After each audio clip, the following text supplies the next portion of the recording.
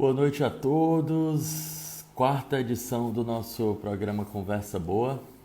Comigo, Jair Castelo Branco, e com o nosso amigo João Martins Neto. Vamos esperar as primeiras pessoas entrarem aqui e esperar o Martins também entrar para a gente dividir a tela. Hoje, 2 de junho de 2020, nosso programa Conversa Boa. Se não está na tua agenda ainda, todas as terças-feiras, a partir das 18 horas, a gente faz esse bate-papo, que é uma conexão Brasil-Portugal. Eu estou aqui no Ceará, no maciço de Baturité, e o Martins está lá em Lisboa. Ele é um brasileiro, administrador de empresas, com mestrado pela Federal da Bahia e está realizando uma pesquisa de doutorado pela Universidade de Lisboa. A gente faz sempre esse bate-bola aqui, trazendo um tema palpitante, né?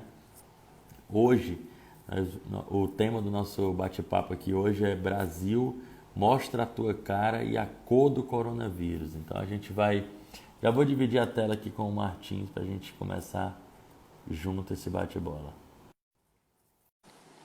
Tá conectando.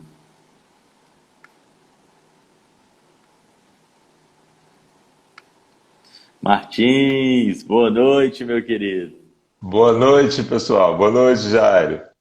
Aqui finalzinho de tarde, começo de noite, né? Aqui são 18 horas, mas aí já tá quase na hora de gente quieta que nem você dormir, né, Martins? Ó, são 22 horas aqui. Gente, quem não colocou na agenda ainda, todas as terças-feiras, a partir das 18 horas, a gente realiza o Conversa Boa. Essa já é a quarta edição, né?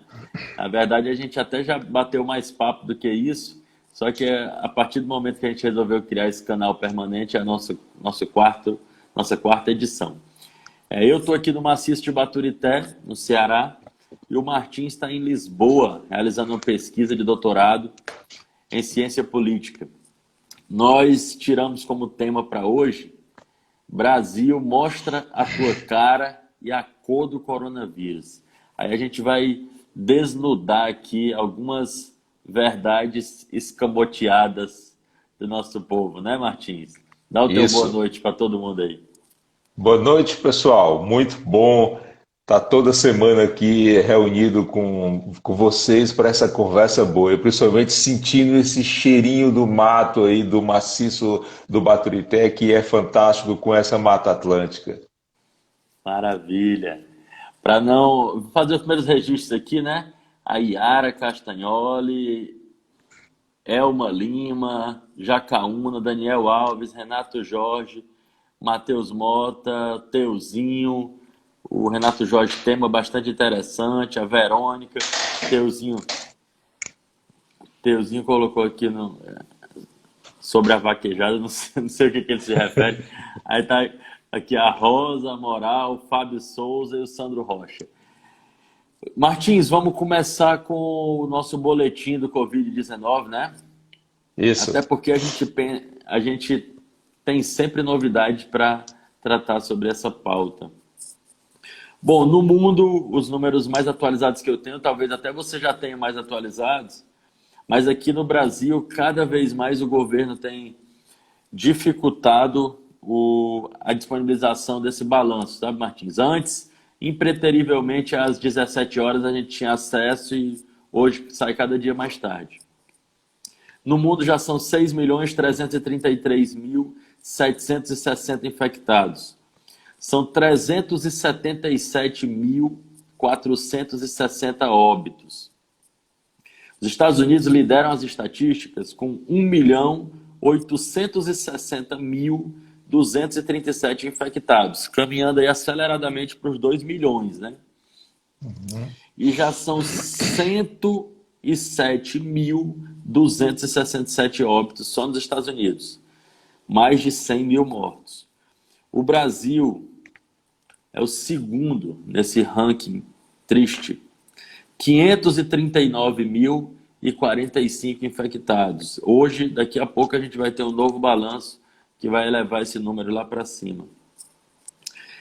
Os óbitos já somam 30.486.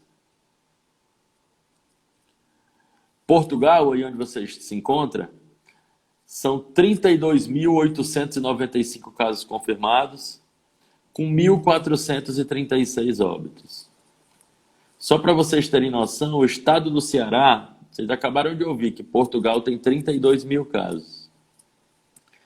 O estado do Ceará tem 53.073 casos confirmados, com 3.421 irmãos cearenses que já nos deixaram por conta do coronavírus.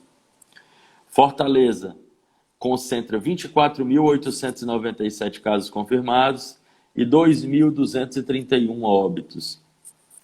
Mas o dado que chama atenção aqui, principalmente para nós que estamos no interior aqui do Ceará, Martins, é que essa semana ela marca um momento em que a quantidade de casos de coronavírus no interior do Ceará já supera a quantidade de casos da nossa capital. A gente estava aqui meio que apreensivo, mas assistindo de longe.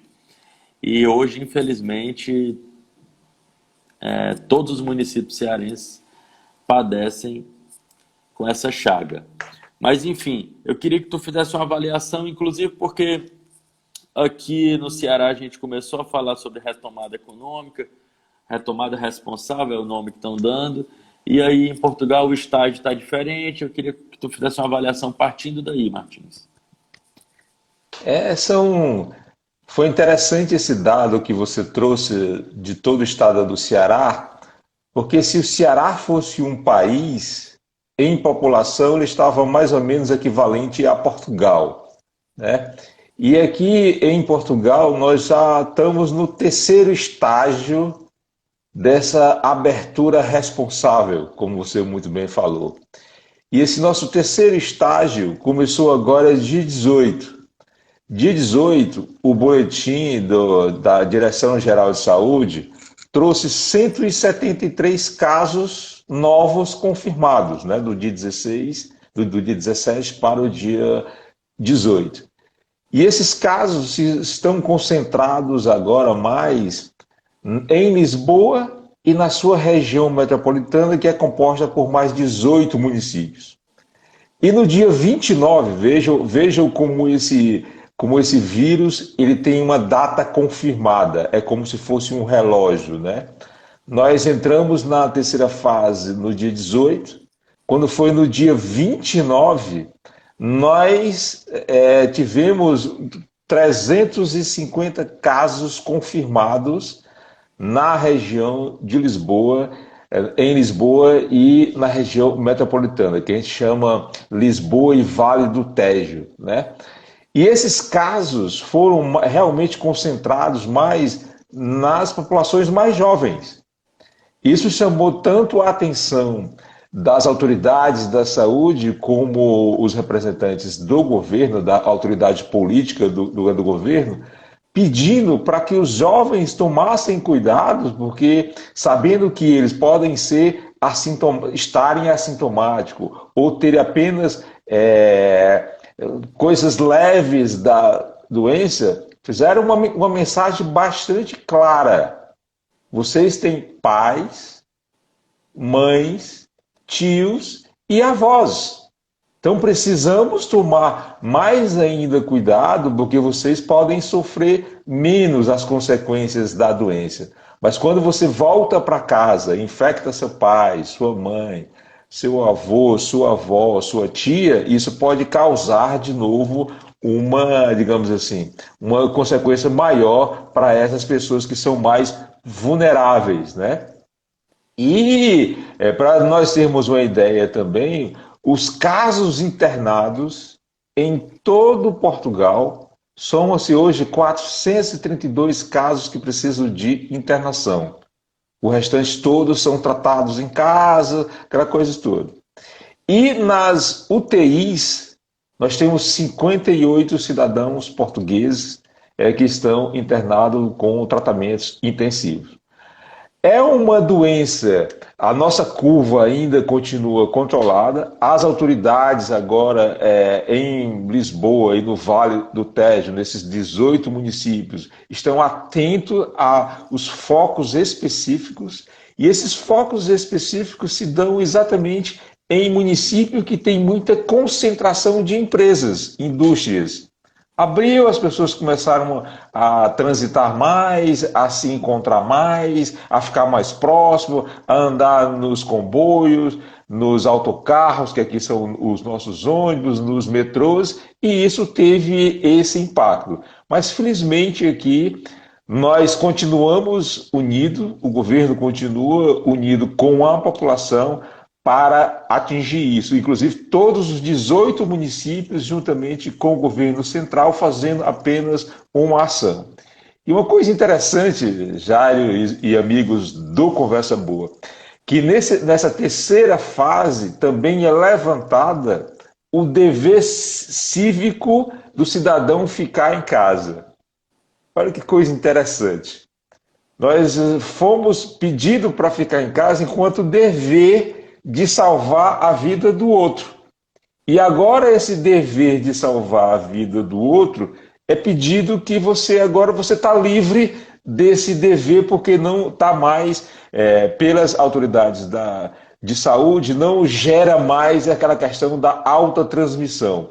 O nosso RT, aqui que é o índice de transmissão, está abaixo de 1, que é exatamente quando a OMS sugere, né, que você possa flexibilizar mais essa questão econômica, porque aí já está uma coisa controlada e você não contamina tanto como está. Mas dentro, também aí não já entrando no assunto, mas levantando a bola para que você possa falar do assunto, como o vírus no Brasil, principalmente no estado do Ceará, ele foi para o interior agora, e no interior os casos já ultrapassam, somados, obviamente, os casos de Fortaleza, né? Isso quer dizer, minha gente, também que esse vírus, ele não é democrático. Ele é democrático no sentido da chegada, mas ele é seletivo no sentido da escolha quando ele vai se expandindo. E no nosso interior, no estado do Ceará, como todos nós sabemos, é onde nós temos mais vulnerabilidade, é onde as nossas populações são mais vulneráveis e onde os nossos índices de pobrezas são mais gritantes também. Então, esse vírus se espalha desta maneira, né, seletivamente naqueles mais vulneráveis e naqueles mais pobres.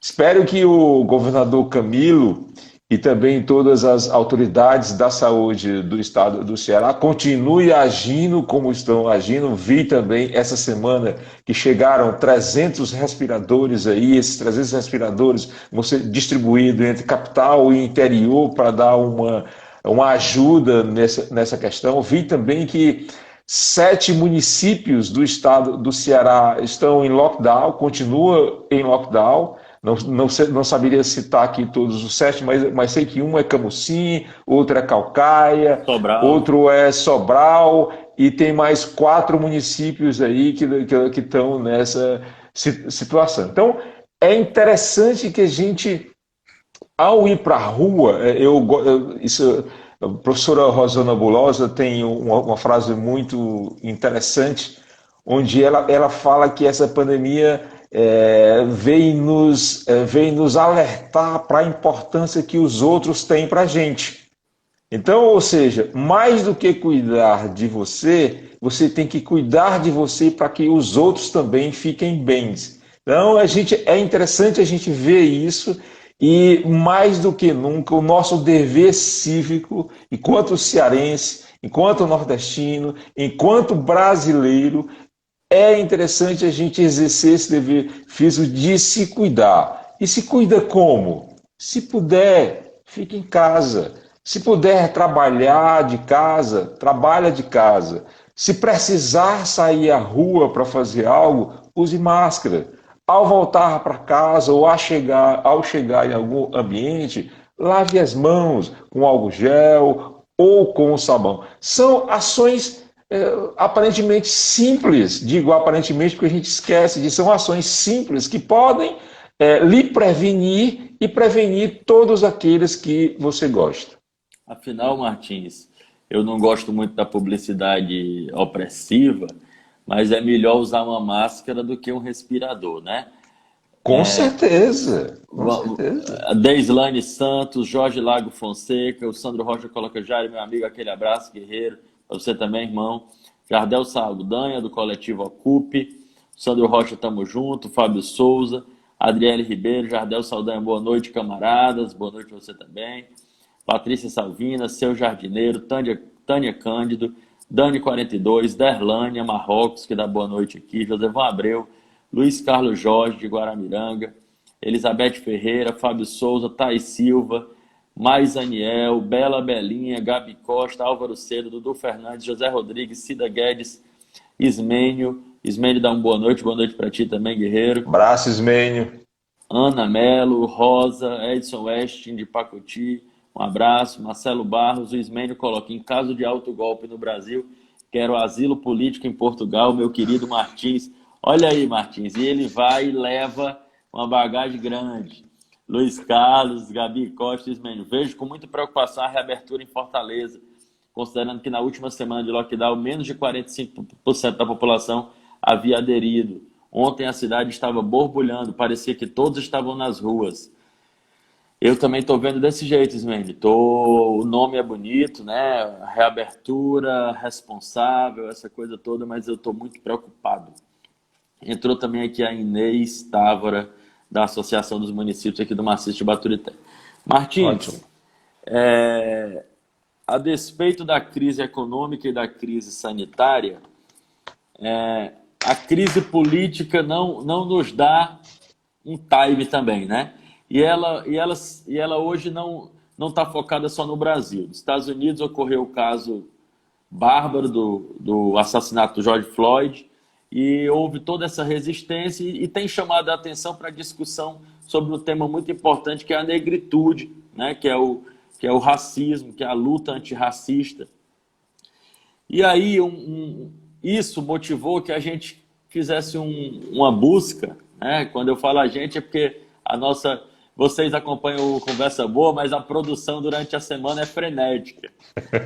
E aí a gente fez essa busca, essa radiografia sobre a questão racial e o coronavírus, né, Martins? Então, a progressão dos casos confirmados da Covid-19 no Brasil tem sido influenciada também por fatores socioeconômicos, além da dinâmica natural de uma pandemia. A taxa de letalidade no Brasil é muito elevada, influenciada pelas desigualdades no acesso ao tratamento. A gente fez uma busca, né, na nota, para quem quiser pesquisar, a nota técnica número 11, que é do NOS, né, que é o Núcleo de Operações e Inteligência em Saúde, que é da PUC do Rio de Janeiro, né, Martins?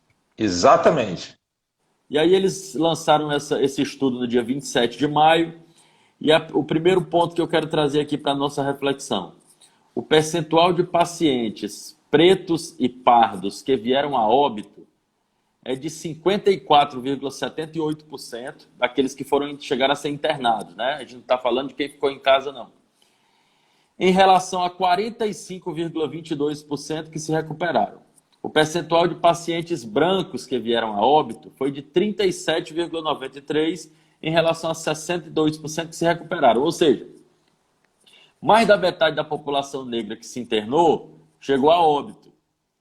E menos da metade da população branca que se internou chegou a óbito. Então você tem aqui a primeira radiografia clara de que a população negra, ela carrega essa chaga dos óbitos do coronavírus com muito mais força do que a população branca, não é isso? Olha,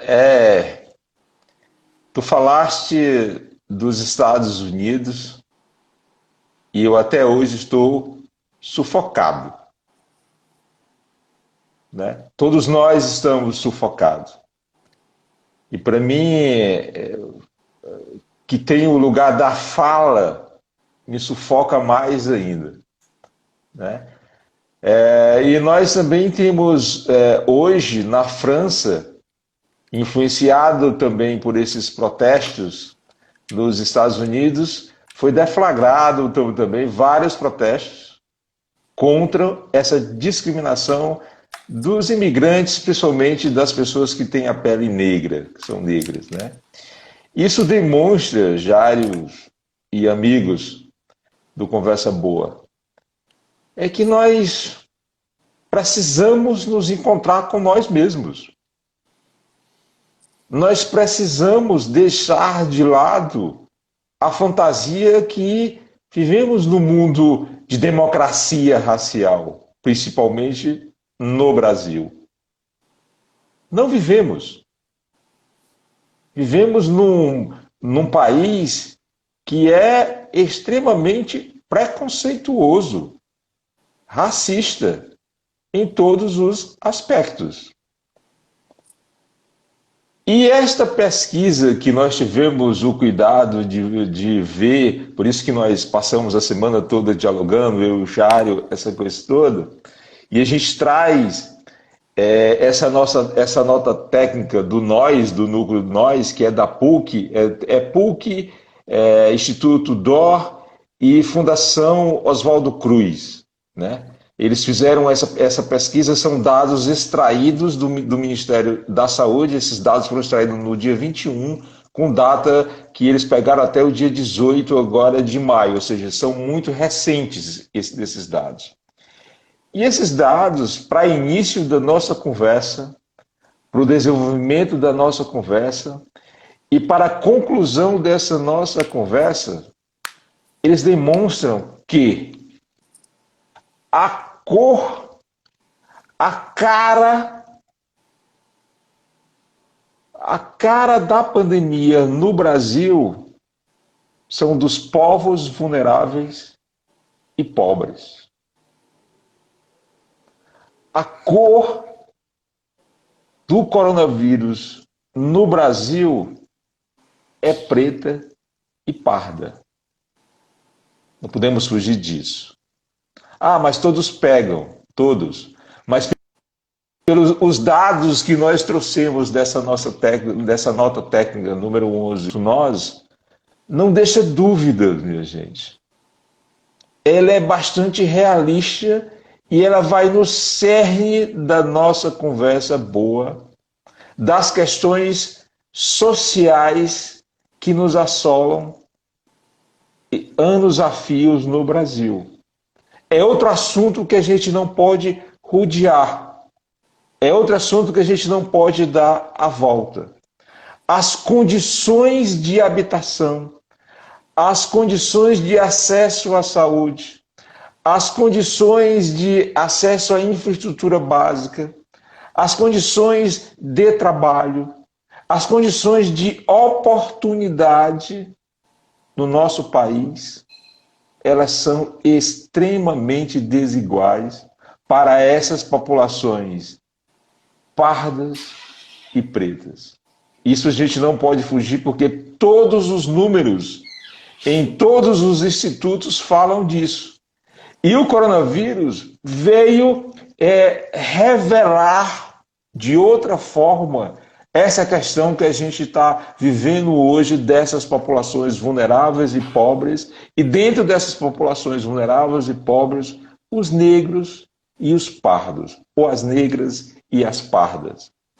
Isso digamos assim, pode ser um pouco chocante nessa nossa conversa, mas ela serve para que todos nós, negros, pardos, brancos, amarelos, possamos perceber o quanto nós ainda temos que evoluir e ajudar um ao outro para que a gente possa chegar a uma isonomia.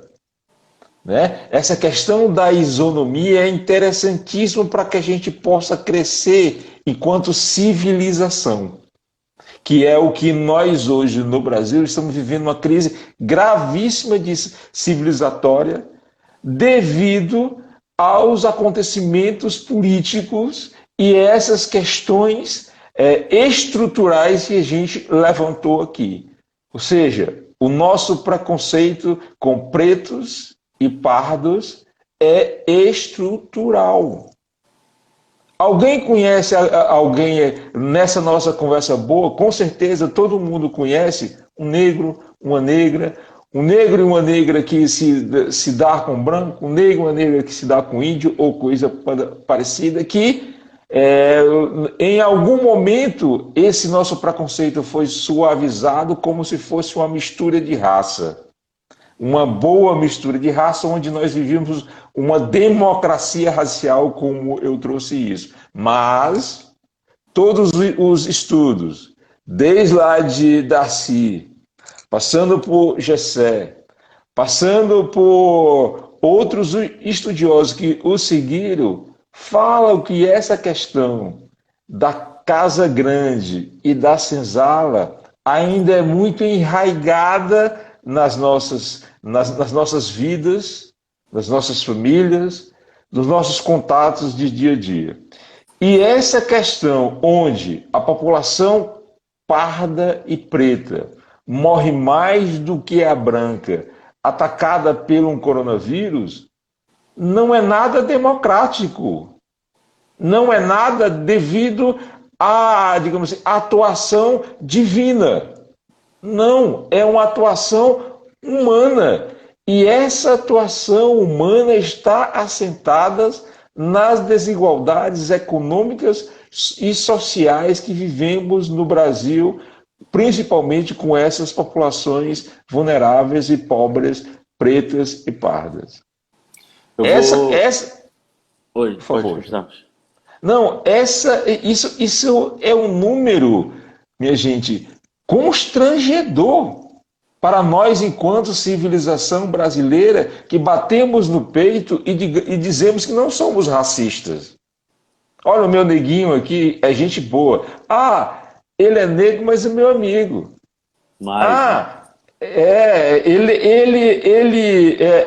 Ele é negro, não estudou porque não quis. Ah, ele é porque não lava as mãos. Ah, ele é porque não, digamos assim, cumpre as medidas de isolamento social porque não quer. Não, não é isso. A questão é mais embaixo. A questão a gente tem que entender que há uma divisão no Brasil que é preciso a gente enfrentar.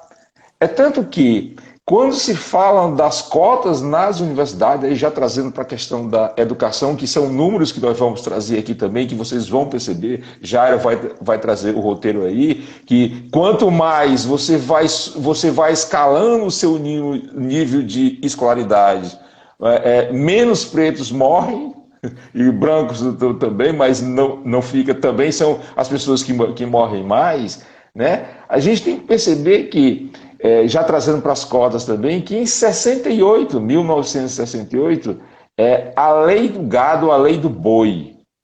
Primeira lei das cotas no Brasil. Lei do gado, lei do boi. Se quem quiser dar uma gugada aí, pode gugar. E essa lei foi feita para os brancos, para os filhos dos proprietários de terra, para entrarem nas faculdades de agronomia e nos cursos técnicos de agronomia. Ninguém chiou. Quando o negro, na sua libertação, conquistada com muita luta, uma das, digamos assim,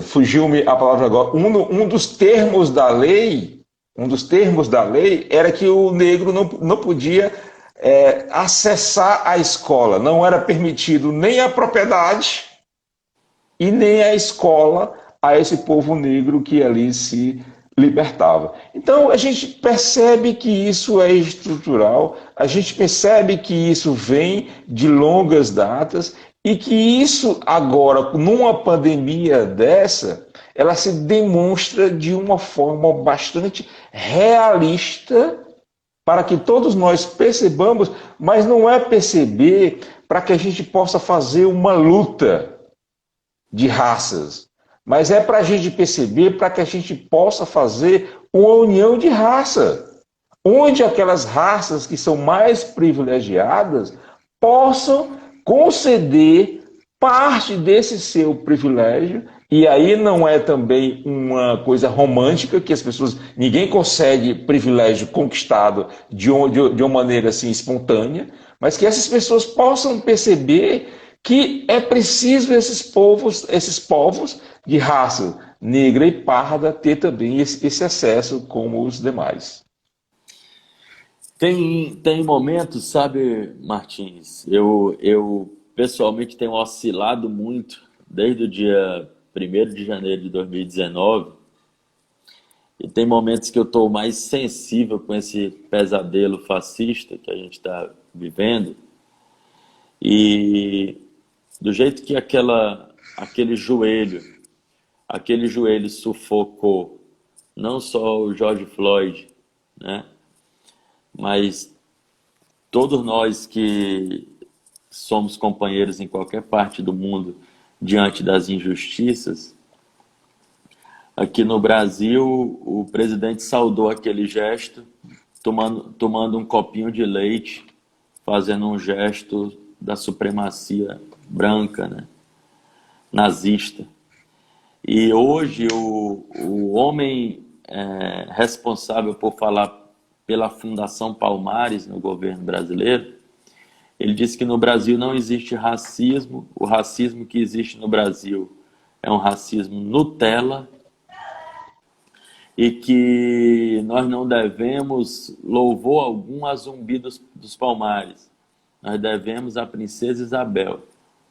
Então é um negro empossado no cargo para deslegitimar seus próceres e a luta que é de todos nós. Então, às vezes, parece que esse pesadelo fascista não vai acabar nunca. Vou fazer alguns registros aqui rapidinho. Dani Cavalcante, meu irmão saiu de Lisboa ontem, estou com medo porque chega amanhã em Salvador, tem que ficar em quarentena quantos dias antes de vir para casa? Eu acho que faz mais medo para ele encontrar com vocês, companheira, porque aqui no Brasil é que está complicado. AC Marinho, é porque eu fiz uma brincadeira, mas eu acho que a gente já passou um pouco desse estágio do problema de quem está chegando da Europa, né? AC Marinho, Damiana, Nandinha, Fábio Souza, boa noite para ti também, Fábio. O esmendiário é muito preocupante, no meu entender, as campanhas de publicidade informativas do poder público foram incipientes. Massa. Fio entrou aqui, Cíntia Silva, Teia Mozão, Angelice Custódio, Karina Leite, Josevão Nivos, somos 70%. A Jennifer entrou, Ismênio, quanto às questões de extermínio da população negra nos Estados Unidos, temos que continuar lutando e denunciando os crimes que ainda se perpetuam. Bacana. Aí, opa. Aí, deixa eu ver aqui depois do Ismênio. A Jônica entrou, o Ismênio de novo. Não existe igualdade racial e nem tampouco equidade social nos Estados Unidos e nem no Brasil. Assim como nos Estados Unidos, o presidente do Brasil romantiza a violência letal contra os negros. Está se equiparando no racismo, está se equiparando nesse pódio terrível do coronavírus. É uma parceria que tomara não tenha vindo para ficar, né? Josevão Abreu, capitalismo não pressupõe democracia, cidadania, liberdade e civilização, são apenas sofismas.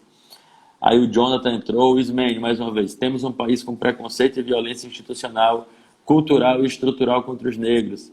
Americanos e brasileiros não criaram políticas eficientes de promoção e equidade racial. Entrou a Márcia Flávia, Maria Kessia, Poliana, Flávio Batista, Esté Fernanda, Francisca Rossilene, Edith, Jardel Saldanha coloca: as torcidas organizadas poderiam cercar a casa do Paulo Guedes. E de muitos outros, né, Jardel? A Silvia Piva e a Paula Vaz. Continuando aqui na nossa caminhada, outro detalhe interessante é que, independente da faixa etária, qualquer faixa etária que você pesquisar, os pacientes pretos e pardos apresentam um número maior de óbitos em relação aos brancos. Observa-se também que pretos e pardos apresentaram maior porcentagem de óbitos em relação aos brancos em todos os níveis de escolaridade. Desta forma, pretos e pardos sem escolaridade mostraram uma proporção 4 vezes maior de morte do que brancos com nível superior. Veja bem, se você é um preto ou um pardo que não tem escolaridade, dos internados, 80% morreram. E um homem branco com nível superior, 19% morreu. Além disso, pretos e pardos apresentaram proporção de óbitos em média 37% maior do que brancos na mesma faixa de escolaridade, com a maior diferença sendo no nível superior, em que 50% a mais de mortes negras. É aquilo que você falou, mas que você pode complementar agora, que independente da faixa etária e do nível de escolaridade, a discrepância persiste. E aí também a gente volta para uma discussão do, ou seja, quem tem acesso à educação no Brasil? E podemos abrir essa discussão para que quem tem acesso à educação no Brasil e educação de boa qualidade. É outra discussão, né? Mas essa questão do acesso à educação no Brasil também se revela nesse dado da pesquisa do Instituto Nós. E esse dado é interessante, caros amigos, para a gente entender o quanto a educação é libertadora, o quanto a educação te dá um lugar para que você possa, a partir desse lugar de fala da educação, resistir e, mais do que nunca, transformar tudo aquilo que está em sua volta e transformar principalmente as relações sociais, né? A pesquisa demonstra que aqueles que sem escolaridade nenhuma, ou seja, a evolução dos mortos, né, é 71,31%. Aqueles que com fundamental 1, 59%. Com fundamental 2, 47%. Com ensino médio, 35%. E aqueles com ensino superior, 22%. Veja que nós estamos falando apenas de escolaridade. Nós não trouxemos ainda para o quesito cor, raça. Quando nós passarmos por esse quesito cor, raça, você vai ver que eles se equivalem. Ou seja, aqueles que têm menos escolaridades são pretos e pardos. E aqueles que têm mais escolaridades são os brancos. E também são aqueles que morrem menos. Então a disputa aqui é porque preto morre mais do que branco morre menos? Não. É que fique bem claro que essa não é a discussão. A discussão é por que é que preto morre mais do que morre branco? Aliás, por que que morre tanta gente nesse exato momento no Brasil? Preto, branco, amarelo, índio. A grande questão é essa, por que que morre tanta gente? E dentro do por que que morre tantos irmãos brasileiros nesse momento, que são já mais de 30 mil mortos no Brasil agora, e a expectativa é mais de 80 mil mortos até o final de junho, julho, por que que morre tanta gente? E dentro dessa tanta gente, por que que morre mais pretos e pardos? Essa é que é a discussão que a gente tem que fazer aqui. E em cima dessa discussão, por que que morre tanta gente e por que dentro dessa tanta gente morre mais pretos e pardos, como a gente enfrenta essa questão olhando os níveis sociais, olhando para a educação, olhando para a melhoria dos serviços de saúde e olhando mais do que nunca. Existe também, se vocês tiverem a oportunidade, ou agora, ou após o que a gente está falando aqui, digitem aí artforum.com. Artforum.com. Isso é uma revista francesa, né, que tem uma reportagem muito interessante do Preciato, que é agora de maio, junho de 2020, onde ele faz essa discussão também muito parecida com o que a gente está fazendo aqui, que é essa questão da construção sociopolítica da pandemia. A construção sociopolítica da pandemia vem ao encontro também do que nós já falamos aqui nessa nossa conversa boa em alguns episódios passados, da questão da biopolítica e da questão da necropolítica de Foucault. E a gente traz isso porque, como o Jairo falou, como o Ismênio já trouxe aqui para a gente, como a gente está vendo no mundo inteiro, parece-me que essa construção sociopolítica do enfrentamento à pandemia vai muito ao encontro, e vai ao encontro da morte das populações mais vulneráveis. E essas populações mais vulneráveis são negros e pardos, né? E essa questão é interessante porque eu lendo essa reportagem do Preciato, parece que eu estava ouvindo, vendo, me movimentando nessa questão da biopolítica e da necropolítica, quando a gente escuta um dos maiores representantes da elite econômica do estado do Ceará, um empresário conhecidíssimo, dizer: a tropa tem que ir trabalhar. A tropa tem que ir para a rua, enquanto nós, que já temos 70, 65 anos, 75, devemos ficar em casa. É a mesma coisa. Se você substituir tropa por negros e pardos, dá na mesma coisa. E isso, minha gente, não é uma construção, não é uma construção, digamos assim, originária, uma construção que é sem querer. Não, é uma construção causal mesmo. Ela Martins, deixa eu te tem interromper. objetivo. Até, Martins, até porque ele pega dois parâmetros aí. Quando ele fala dele, ele fala de idade, né? Mas eu quero saber se a neta dele ele quer que se junte à tropa para ir trabalhar. Se é por questão de idade, ela iria, né? E a gente sabe que não. Aí ele fala dele de idade e do povo trabalhador, ele usa outro parâmetro. E isso, minha gente, é intencional. Isso é intencional e isso vem ao encontro exatamente do que a gente entende sobre biopolítica e necropolítica. Quem quiser se interessar mais nisso, ler mais, leia esse artigo da Artforum, artforum.com, que é uma entrevista que é um texto do Preciato. E quem quiser se aprofundar mais, lê o livro de necropolítica do Mbembe, Mbembe, M-B-E-M-B-E, Mbembe. Attila Mbembe.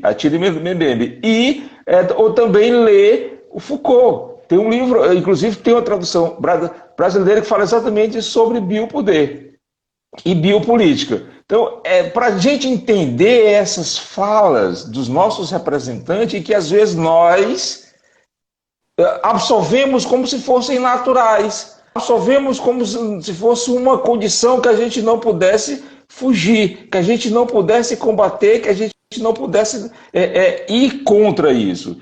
E isso é intencional exatamente para separar os imunes, que é uma construção também de imunidade de alto escalão, né? E daqueles que são descartáveis, aqueles que não são imunizados. E aqueles imunizados que não pertencem à comunidade, né? Que não podem pagar o imposto imune, quer dizer, é um termo...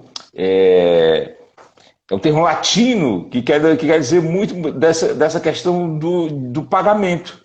E comuna dá comum, do igual, pagar para ser igual através de uma condição que todos possam pagar. Então, essa questão, e isso me veio na cabeça e me lembrei demais desse representante da elite econômica cearense que falou textualmente que a tropa iria ir para a rua, trabalhar, fazer o quê? Porque ele precisava ficar em casa, branco, precisava ficar em casa branco, para não perder a sua margem de lucro. Ou seja, os descartáveis podem morrer, porque ao morrer a gente vai sobreviver. Isso é interessante, Jair, porque aí eu já vou emendar a questão da escolaridade e raça. Nós já falamos da escolaridade e agora vamos falar da proporção entre essa questão de quem morre mais com escolaridade e a raça que a gente já começou a falar, né? Aquelas pessoas que não têm escolaridade nenhuma, Por favor. Acredite se quiser. Acredite se quiser. Nós temos 15 minutos. Oh. Puxa vida! Hoje está passando mais rápido. Está passando mais rápido. Então deixa eu trazer outra problemática para ti aqui que tu também vai gostar. É que mais um dos objetivos da República Federativa do Brasil, que a gente vinha acompanhando e sentindo, dado o relevo das políticas, era o enfrentamento às desigualdades regionais, né? Não só as desigualdades sociais, mas as desigualdades regionais. E mais um compromisso do atual governo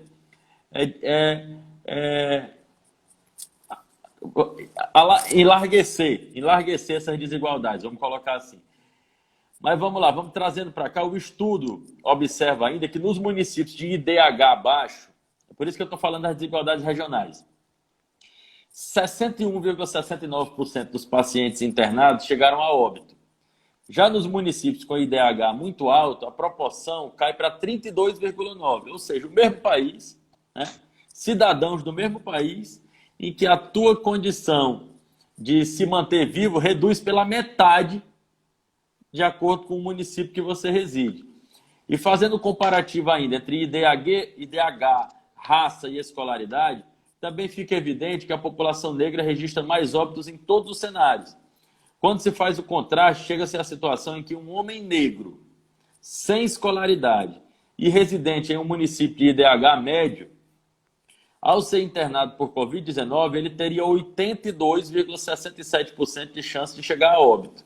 Enquanto um outro cidadão brasileiro, de cor branca, com nível superior e morador de um município com IDH muito alto, sendo internado por Covid-19, teria 15,37% de chance de óbito. Um absurdo. Essa, minha gente, é a cara da Covid-19 no Brasil é essa. A cara da vulnerabilidade e a cara da pobreza. E a sua cor é preta e parda. Preto e pardo. Nós não podemos fugir disso. Por isso que eu disse que nós, no início, na introdução do desenvolvimento e na atenção de íamos chamar bastante a atenção disso, porque esse dado que Jairo nos traz agora, baseado no relatório Nós, nada mais é do que uma constatação da realidade daqueles municípios de baixo IDH. E onde é que estão os municípios de baixo IDH? Alguém sabe? No Nordeste, no Norte, no Centro-Oeste. É onde estão a maioria. E nesses municípios de baixo IDH, o que é que temos como população maior? Pretos e pardos. Não podemos fugir disso. Ligando os pontos? Estão ligando os pontos no Ceará, no Amapá, no Amazonas, esse colapso que nós estamos enfrentando? No Maranhão. No Maranhão. Ou seja, todos esses pontos que que Jairo acabou de falar agora, eles também não são da nossa vontade. Eles são construídos.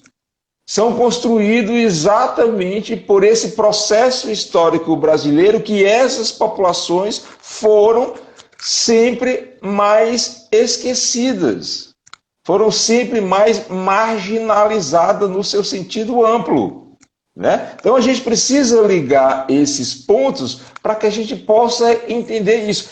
E digamos assim, o que chama mais atenção e um momento de alerta para a gente é porque a OMS já disse: nós ainda não chegamos no pico da pandemia no Brasil. Nós estamos ainda no ensaio. Se o ensaio é assim, imagina a festa.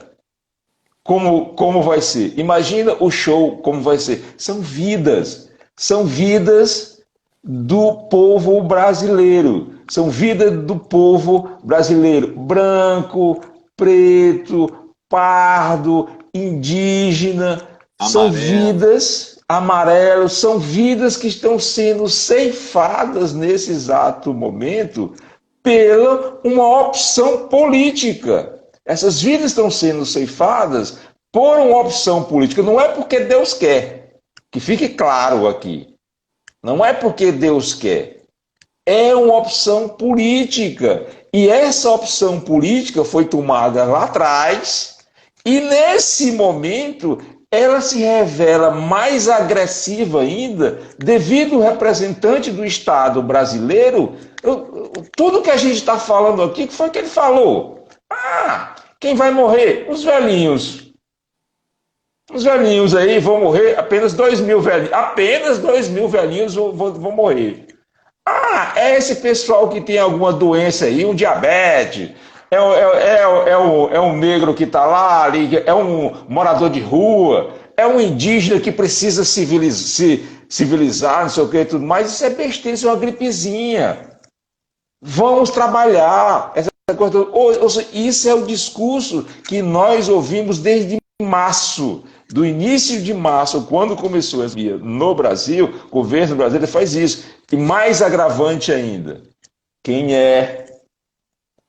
Vocês conhecem o nome do ministro da Saúde do Brasil? Vocês conhecem? Não conhecem, né? Porque nós temos até agora o ministro interino. Temos o ministro Edson Pazuello, certo? Ele é um ministro interino e que está, infelizmente não queria isso para ele, está totalmente perdido. Está perdido. Nós estamos sem controle nessa pandemia. E eu falo isso não é para assustar, não. Eu falo isso apenas para que a gente se coloque na nossa realidade e exija do governo central um apoio maior a esses governadores, aos prefeitos que arregaçaram as mangas e estão aí. Se não fossem os governadores e os prefeitos, nós estaremos pior ainda. Se não fossem esses isolamentos que muita gente critica, que muita gente é contra, que muita gente sabota, nós estaríamos pior ainda. Martins, é por isso que a gente tem que fazer essa coisa. Eu ouso dizer que nós estaríamos disputando com os Estados Unidos, viu? Nós já disputamos, nós já estamos disputando, ou seja, nós somos o quarto em morte, se eu não me engano. E nós vamos chegar a 80 mil mortos, a 100 mil mortos. Daqui a uma semana a gente só fica atrás dos Estados Unidos mesmo. Passa. Pronto. A gente tem uma tendência. Os Estados Unidos vão chegar a 150 mil mortos, 170 mil mortos pelas projeções. Nós vamos chegar a 80, 100 mil mortos. E isso devido a quê? Devido a uma incompreensão. Incompreensão não. Devido a uma ação deliberada do governo central para fazer isso, devido uma opção de uma construção sociopolítica fundada na necropolítica que esse governo tem para aniquilar essas vidas de brasileiros. Nós não temos que fugir disso. E nós aqui nessa nossa conversa, ela é boa porque ela é sincera. Essa conversa é boa porque a gente traz essa informação em cima de dados. Eu e Jairo aqui não estamos floreando números ou não estamos, digamos assim, inventando esses números. Nós estamos falando em cima de evidências científicas. Nós estamos falando em cima de evidências científicas de institutos respeitadíssimos no Brasil que estão, digamos assim, que estão constatando essa nossa conversa boa aqui que a gente está transmitindo para vocês. Então, para vocês terem uma ideia, minha gente, olha, quando você vai falar, né, que sem escolaridade, a raça branca morreram 61%, na preta e parda 76%, sem escolaridade. Quando você vai no nível superior, vou falar também sobre os...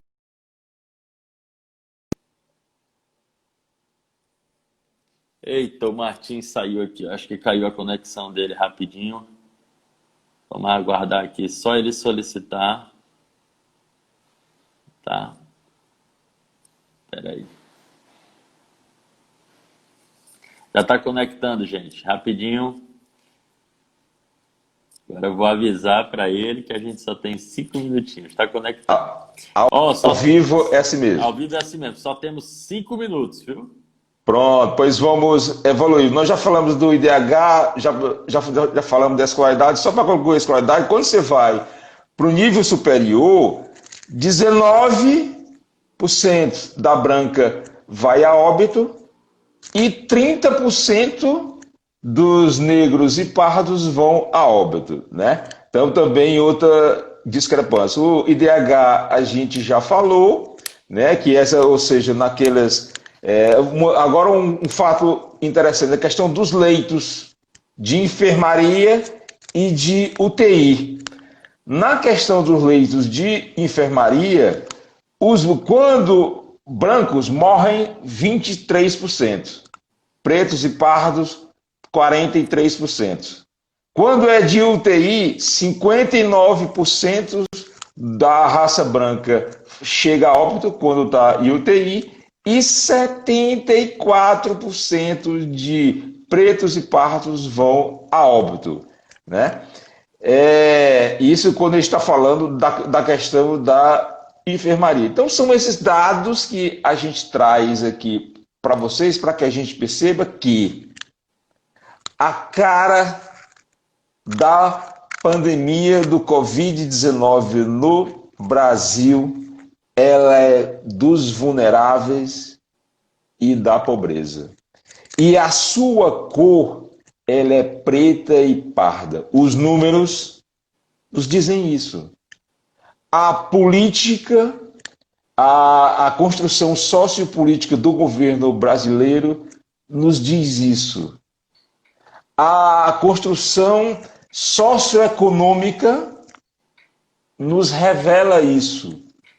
Então, nós não podemos fugir disso. E essa nossa conversa boa hoje é mais para a gente ter ideia desse nosso fosso que a gente tem e todos nós aqui possamos fazer essa discussão de uma maneira tranquila, como nós conversamos aqui, e tentemos mudá-la. E possamos dar àqueles que não têm as oportunidades que a gente teve e que a gente conquistou, que possamos também dar essas oportunidades para essas outras pessoas. Muito bom. E aí, pessoal? Quem não botou na agenda ainda, dá para perder o Conversa Boa? É toda terça-feira aqui no Instagram a partir das 18 horas. Deixa eu fazer mais alguns registros aqui, Martins. Dani Cavalcante, só que ele veio de Lisboa e vai em Salvador e depois para Teresina, então não tem que se preocupar, é isso. Aqui em Teresina tem casos, mas não como em outros lugares. Não, não é que não tem que se preocupar, como eu até respondi ela por escrito aqui, manter todos os cuidados, né? A gente só colocou que hoje o Brasil é mais um epicentro que a própria Europa. O Fábio Souza coloca, é o início, um abraço. Lucas Carvalho, Vitória, Sael Marinho, Elis Barros, Carlos Wagner, que é secretário de Meio Ambiente aqui de Mulungu, Jean Gardel aqui de Baturité, uma figura muito respeitada aqui, SB Luiz Miguel, Vira a Chave Finanças, Angelice Custódio, a pele não era para ser prioridade no ser humano, muito triste isso, não consigo acostumar com essas coisas.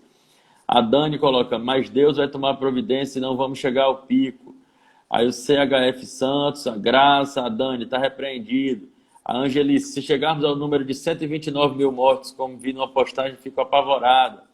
A Graça, boa noite, amigo Jair, entrou ainda a Noélia, com Rádio BR, Olá, Xerrila, de Feitosa, Laef, Amor Eterno.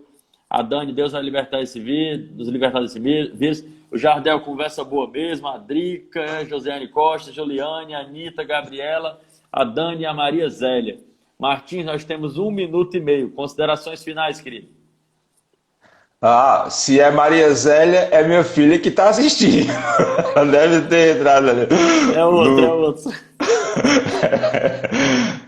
E dar um abraço aí para os meus amigos do Piauí, que eu vi aqui que você citou várias aí, Ana Cristina, Silvia Piva, Sael, Marinho, estão assistindo. Maria Edith também, que está lá, vizinho ao Sobral ali também. Ou seja, dar um abraço a todos esses amigos que estão conosco aí toda terça-feira conversa boa. E não esqueçam, minha gente, toda terça-feira às 18 horas, nós estamos aqui nessa conversa boa, nesse papo reto, nessa conversa reta, para que a gente possa trocar essas ideias e que a gente